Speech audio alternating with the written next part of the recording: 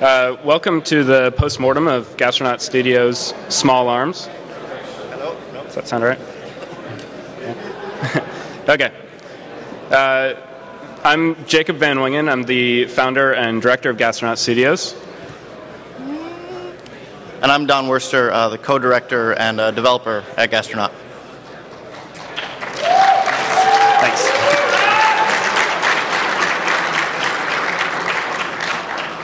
So earlier this morning in the Gatekeeper discussion, Kim from Microsoft mentioned a 9-year-old kid emailing in a game idea about animals shooting lasers, and kind of ashamed to admit that actually we were the ones that sent that email. And we're a little older than 9, but that's kind of where our mentality of making games comes from. So this talk's actually going to jump around a little bit from production to technology and to marketing, because as a small development company, Don and I both have to do all of these tasks pretty much every day. So hopefully everybody can find something interesting. And forgive us if we go a bit quickly. We have about only 30 minutes, so we want to leave time for questions. Less than 30 now. Cool. So just a little background on Gastronaut. Gastronaut started in what's probably a pretty typical fashion for indie game developers. It was just me in the corner of my apartment, pretty much doing everything at the start. That was for the lifetime of Fuzzee Fever, which launched in 2004 for Xbox Live Arcade, the original Xbox Live Arcade. And it was also the first exclusively downloadable console game. So let me get the bullet points going. As a company, we love console games, and we actually are focused exclusively on downloadable console games. So that's all we do.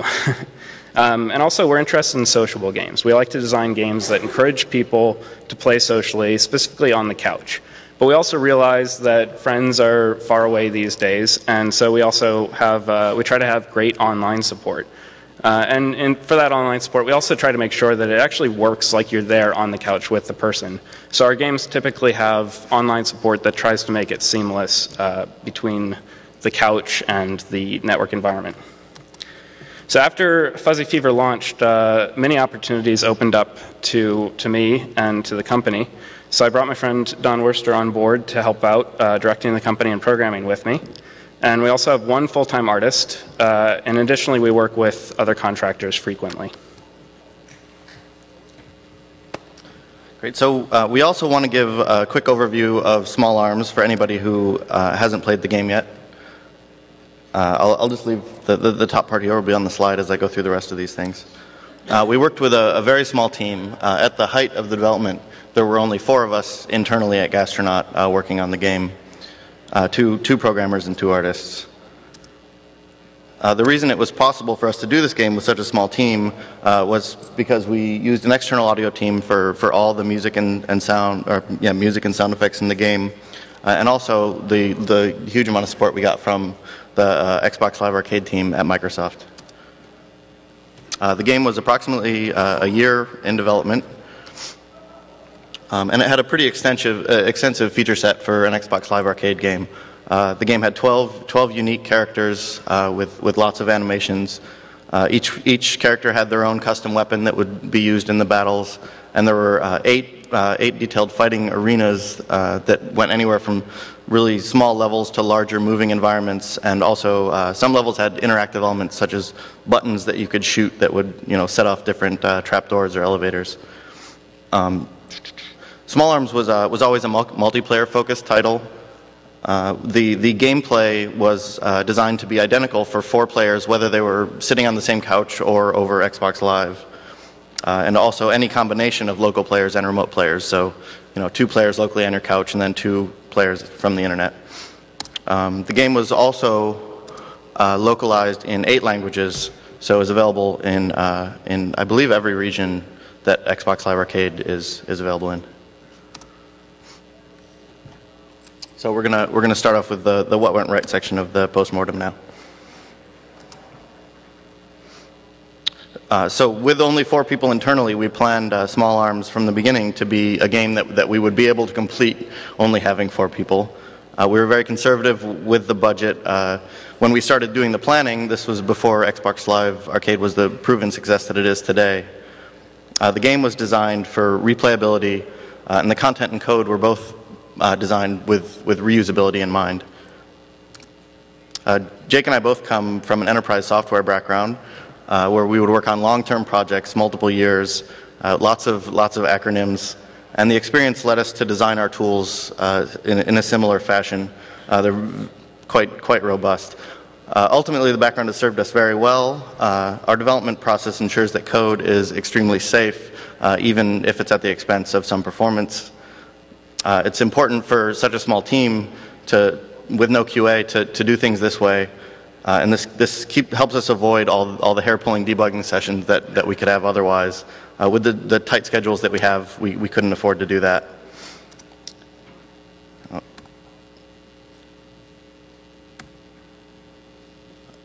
Okay, so there were only a couple of places where we weren't able to meet or exceed our expectations in the game design.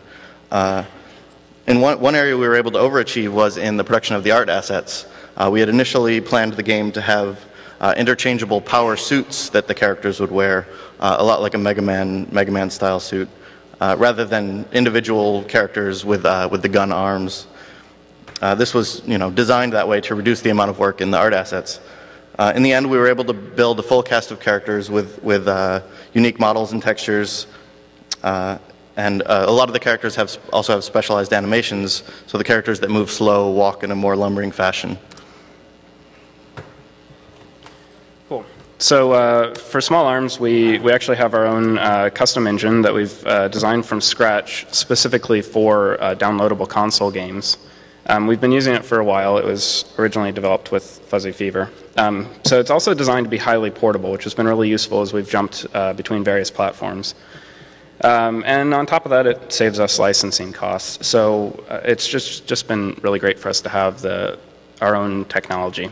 But also in the end, I really enjoy doing the engine programming work. So the API is what we call Java-inspired C++. It's pure C++, but we have a lot of the low-level libraries are pretty much straight from the Java API. And we also have built a lot of kind of macros that emulate some Java language features. And that's become really helpful when it comes to designing threaded programs. Java has excellent organization for threaded programming, and we've pretty much used all of that.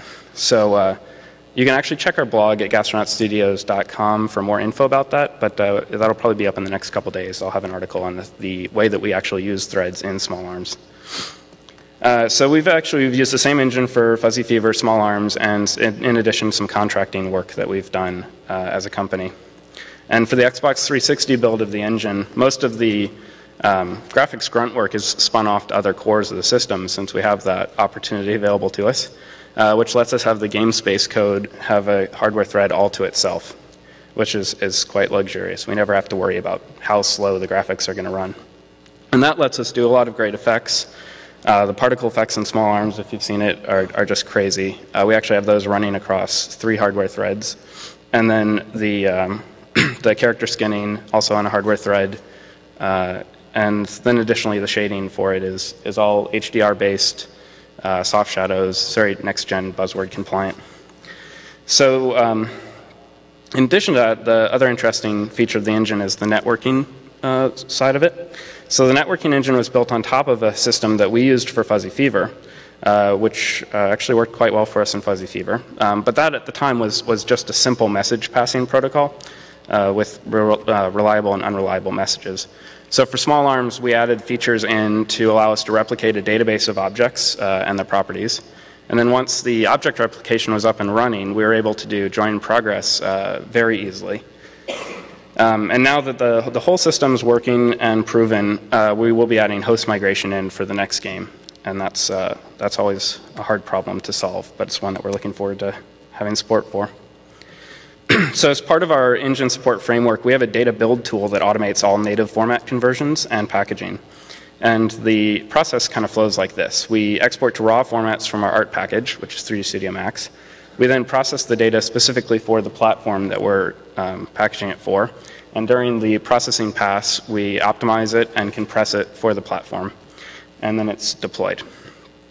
So our data processing tool was the only thing that we had to change to get our file formats, which were originally designed on Windows and the original Xbox, to work with the endianness of the 360 and also optimized for its ideal data streaming sizes. 360 has some fantastic features in its processor for compacting data, and we were able to take advantage of that fully. So the loading experience during a game is very important to us at Gastronaut. We try to ensure the bare minimum of processing occurs during the loads.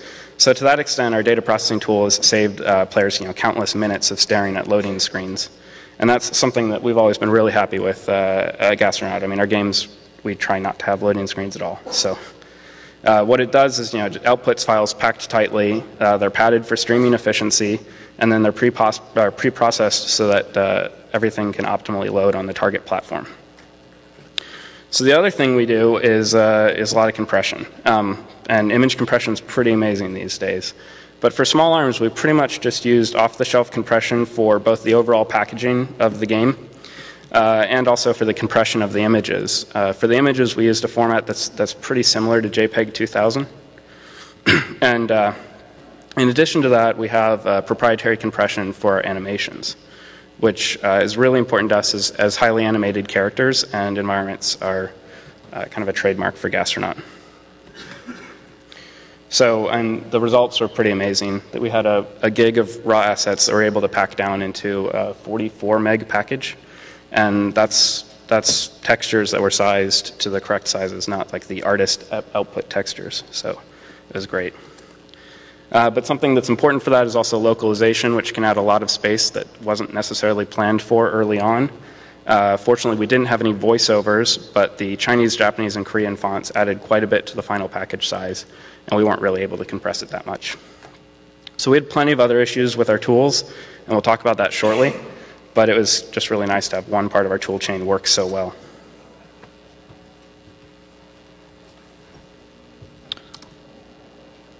So going into small arms, as such a small company, we didn't have a marketing plan at all.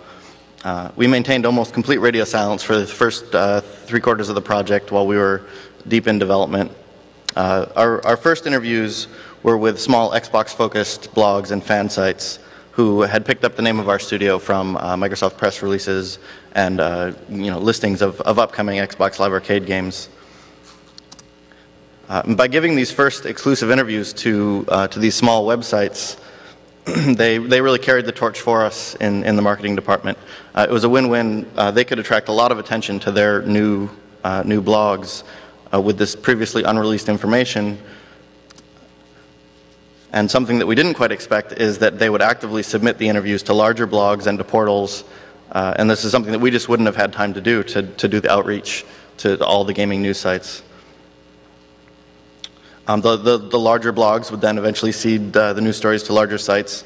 The blog ecosystem was really important to us in marketing small arms to keep us from having to do all the legwork ourselves. It's pretty important to understand the blog ecosystem, I think, for marketing independent games.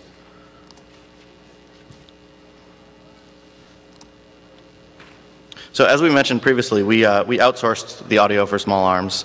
And it was a tough decision for us whether to go with a single independent contractor who would probably work in our office or to go with a professional audio firm. It was a daunting decision, but we decided to go with a larger professional audio firm. In the end, it was well worth it. They acted as an external audio department and needed very little guidance. We had only weekly phone calls with them to sync on any outstanding issues. We really needed the audio to take care of itself in small arms due to the schedule, and working with an established audio firm helped it work out just that way. Another side note is that we used Microsoft's Exact tool for all the audio in small arms, which is available in the DirectX SDK and the Xbox SDK. This helped us quite a bit in that the audio team could do almost all of the integration work for us. And we didn't have to get involved. It was just already in the game when they would hand back the files to us. It's obvious from this slide, but we worked with Omni Interactive Audio in Redmond, and I felt like we had to give them a shout out because we were so happy with the work they did on the game. Cool. So what went wrong? Oh, lots went wrong. So we had a pretty unfocused single player, and I think this is pretty obvious if you played it. Small Arms was always intended as a multiplayer-focused title. And the thing is, we actually had some ambitious plans for the single-player game modes. We had overly ambitious plans, and we had to retreat several times as the multiplayer demanded really just the majority of our work time. So part of that was we scrapped 2 potential mini-boss battles, and we really pared down the final boss battle quite a bit, as the time involved in modeling, animating, and scripting the bosses was just way more time-consuming than we'd expected originally. And the boss battles, when we put them in and tried them out in the early stages, they just really felt too different from the core gameplay of Small Arms, and didn't feel like they added anything great. So that's partly why we cut those off. But a warning on this for other developers for Xbox Live Arcade games, or just downloadable games in general. So while great multiplayer is a great way to add value to the game and to make it infinitely replayable, it's the single-player modes that are going to convince try-before-you-buy consumers to actually buy the game. And so while we're devoted to making social or party games in the future, we're probably going to start working on more single-player features as well. So the other thing is that we were almost always too busy during development to step back and make adjustments to the game. And this was a huge mistake on our part. The control scheme for the game can seem quite simple after you practice it for a year, but to potential customers it was way too difficult. And honestly, for try-before-you-buy customers, that's a pretty quick way to lose the buy. We didn't know this because we never really did enough external user testing. We actually did it just once early on in the process. So for Fuzzee Fever, I had a novel system for user testing, and this was, of course, a much lower budget game even, which is that my roommates and I would just throw a party and set up the TV in one of the rooms of my apartment and just let people play. I got great feedback. I got to watch new and occasionally drunk players try out all the controls, and really all it costs is just a few cases of beer. But now the Gastronaut's located in an office, it's kind of harder to have people over on the weekends without it feeling sad. So that's what we do. So it's just not really, it didn't really work out for us, but I think we may try this again in the future.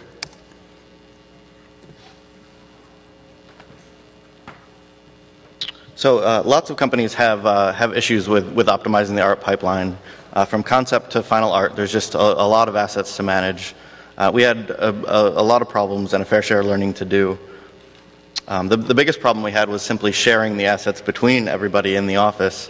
We initially started by having our artists use our version control software, which we learned pretty quickly was a big mistake.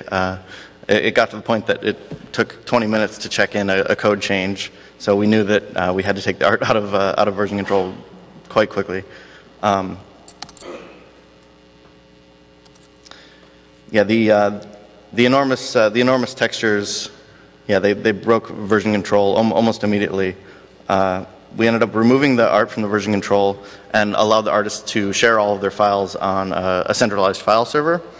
This also turned out to be a terrible solution because it was so cluttered and it was pretty much impossible for us to find the latest version of any level or character that we needed. Throughout the project, our tools development took a backseat to the game development just because of the amount of work we had to do. Pretty much every time the artists had to export a level or a character model, we were involved just due to the intricate nature of the plugins that we'd written. We never built a custom level editor for Small Arms. We used annotated model exports from 3D Studio Max, and then we used the scripting language Lua to control level interactions and animations in those files. This process was very powerful, but it ended up being a bit too powerful for our level designers. It was a very flexible solution, and hopefully it'll help us out in the future when we do downloadable content for Small Arms. But it really was a bit too complex, and it cost us a bit of time.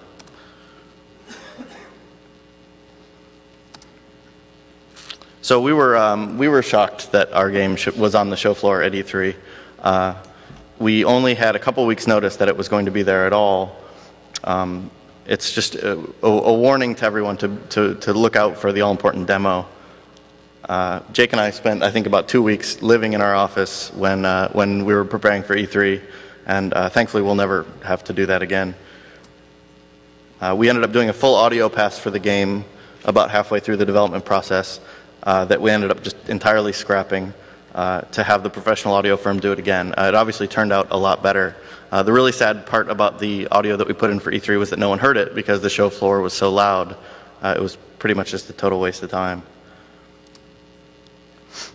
While we were at E3, very few people noticed the game since there are so many companies with huge marketing budgets showing. We were so worn out from the crunch and from the overload of the show that we really didn't even care at the time. In the end, we've pretty much decided that rushing the game for the E3 demo was bad for the code, especially in the networking department. We'd end up implementing things that we had planned to have the networking ready to go in a less than wonderful fashion just to have it polished for the demo. It was bad for the staff just because of all the stress it put on us. And it was also bad for our dogs, as they also lived in the office for about 2 weeks.